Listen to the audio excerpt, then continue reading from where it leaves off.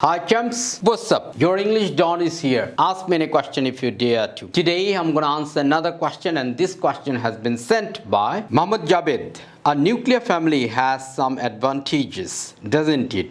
কিভাবে সম্ভব? এখানে তো হ্যাজ আছে স্যার, ব্যাখ্যা বলবেন প্লিজ। ওকে মোহাম্মদ জাবেদ, এই আনসারটা ঠিক আছে। আর nuclear family has some disadvantages, doesn't ইট।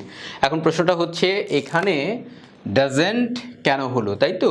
ওকে, যদি আমি বলি আমার একটি কলম আছে, আই হ্যাভ আ পেন। এখন আমি যদি এটার নেগেটিভ করি তাহলে কি হবে? I don't have a pen.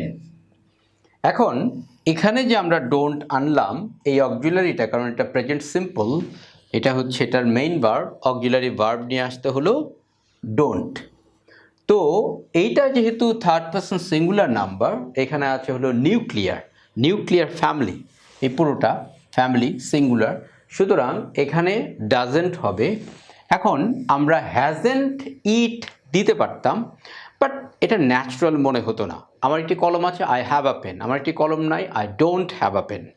সুতরাং এখানে যেমন অক্সিলারি ভার্বটা এসছে ডোন্ট, কারণ সাবজেক্ট হচ্ছে এখানে আই, আর এটা যেহেতু থার্ড পারসন সিঙ্গুলার নাম্বার, সুতরাং এখানে আমাদেরকে ডাজেন্ট নিয়ে আসতে হবে। সেই কারণে এখানে হলো ডাজেন্ট, আর ফ্যামিলির প্রোনাউন হিসেবে ইট ব্যবহার করা হয়েছে। Hope you got the answer. If you have more questions, send it to me.